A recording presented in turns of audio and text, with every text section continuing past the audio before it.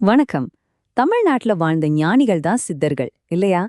அப்படிப்பட்ட ஒரு பழமையான சித்தர் உரையில நம்ம வாழ்க்கையோட முக்கியமான சவால்களை பத்தின ஒரு ஞானத்தை தான் இன்னைக்கு நாம பார்க்க போறோம். இது நம்ம மனசுக்குள்ள இருக்கிற குழப்பத்தை எல்லாம் நீக்கி ஒரு அமைதியை தேடுற பயணம்னு சொல்லலாம். வாங்க ஆரம்பிக்கலாம். இந்த சித்தர் உரை ஆரம்பிக்கிறதே ஒரு மாதிரியான அதிர்ச்சியான வரியோட தான். மானிட பிண்டமே பாவமே அப்படின்னா என்ன? மனித உடலே பாவத்தோட ஒரு வடிவம்னு சொல்லுது. கேட்கவே கொஞ்சம் ஆச்சரியமா இருக்குல்ல? இந்த கருத்தை நம்ம புரிஞ்சுக்கிறதுக்கு தான் இந்த முழு அலசலும். சரி, உடம்பே பாவம்னா அதுக்கு என்ன அர்த்தம்? வாங்க இத கொஞ்சம் ஆழமா பார்க்கலாம். நம்ம பயணத்தோட முதல் பகுதியே சித்தர் சொல்ற இந்த பாவம்ங்கிற விஷயத்த சரியா புரிஞ்சுக்கிறது தான். இந்த சித்தர் உரையில பாவம்னா என்ன தெரியுமா? அது ஜென்ம ஜென்மமா நாம சேர்க்கிற நெகட்டிவ் கர்மா, அப்புறம் சில ஆன்மீக அசுத்தங்களோட ஒரு மொத்த தொகுப்பு. இத ஒரு கண்ணுக்கு தெரியாத ஒரு பெரிய பாரம் மாதிரி நீங்க கற்பனை பண்ணிக்கோங்க. இந்த பாரம் தான் நம்ம வாழ்க்கையில தேவையில்லாத குழப்பத்தையும் கஷ்டத்தையும் கொண்டு வருது. இதுல ரொம்ப ஒரு சுவாரஸ்யமான விஷயம் என்னன்னா, இந்த அசுத்தங்கள் எப்படி நம்ம கிட்ட சேருதுன்னு இந்த உரை சொல்லுது. நாம ரொம்ப ஆழமான விழிப்புணர்வு இல்லாம சும்மா அன்றாட வாழ்க்கையில மட்டும் கவனம் செலுத்துறோம் பாத்தீங்களா? அதனாலதான் இந்த அசுத்தங்கள் தொடர்ந்து நம்ம கிட்ட சேர்ந்துகிட்டே இருக்குதான். சரி, இப்ப பிரச்சனை தெரிஞ்சிடுச்சு. இதுக்கு சித்தர் என்ன தீர்வு சொல்றாரு? அதுதான் குறிப்பிட்ட சில புனிதமான ஒலிகள், அதாவது மந்திரங்களோட சக்தி. வாங்க அந்த மந்திர ரகசியங்களுக்குள்ள நாம இப்ப போகலாம். முதல்ல நம்ம எல்லாருக்குமே நல்லா தெரிஞ்ச ரொம்ப அடிப்படையான மந்திரம் ஓம் நம சிவாயா. இந்த மந்திரம் பிரபஞ்சத்தோட மூல ஒலிகளோட நம்மள கனெக்ட் பண்ணணும்னு ஒரு நம்பிக்கை இருக்கு.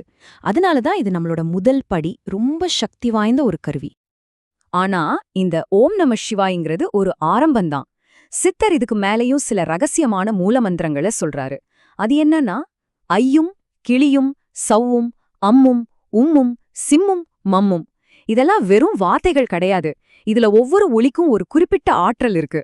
நம்ம உள்ள இருக்கிற அசுத்தங்களை சுத்தம் செய்யறதுக்கு இது ரொம்ப சக்தி வாய்ந்த கருவிகள். இப்போ அடுத்த கட்டத்துக்கு போலாம். இங்க ரொம்ப முக்கியமான ஒரு விஷயம் இருக்கு. சும்மா மெஷின் மாதிரி மந்திரங்களை சொல்லிக்கிட்டே இருந்தா மட்டும் பத்தாது. இதுக்கு பின்னாடி ஒரு ஆழமான தத்துவ புரிதல் வேணும்னு சித்தர் ரொம்ப அழுத்தமா சொல்றாரு.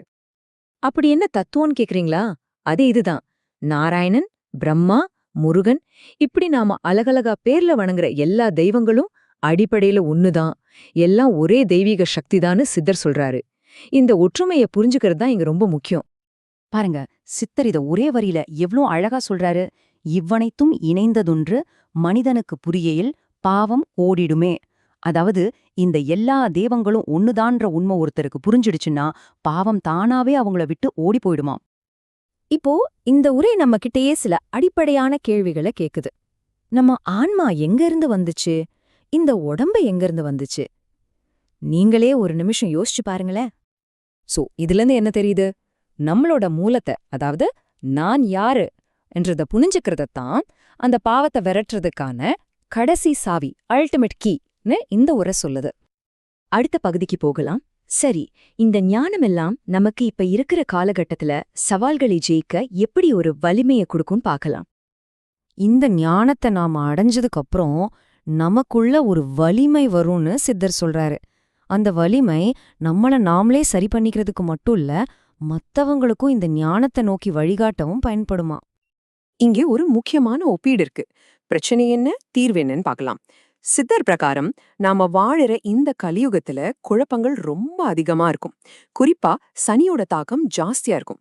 ஆனா இதுக்கு தீர்வா என்ன சொல்றாருன்னா, நம சிவாய மந்திரத்தை திரும்ப திரும்ப சொல்றது ஒரு கேடய மாதிரி நம்மள பாதுகாத்து அந்த நெகட்டிவ் தாக்கத்தை குறைக்கும்னு சொல்றாரு. ஓகே, இவ்ளோ பெரிய பழமையான ஞானத்தை நம்ம டெய்லி லைஃப்ல ஒரு சிம்பிளான பழக்கமா எப்படி மாத்திக்கிறது? வாங்க பார்க்கலாம். இது செய்யறது ரொம்ப ரொம்ப ஈஸி. 3 ஸ்டெப்ஸ் தான்.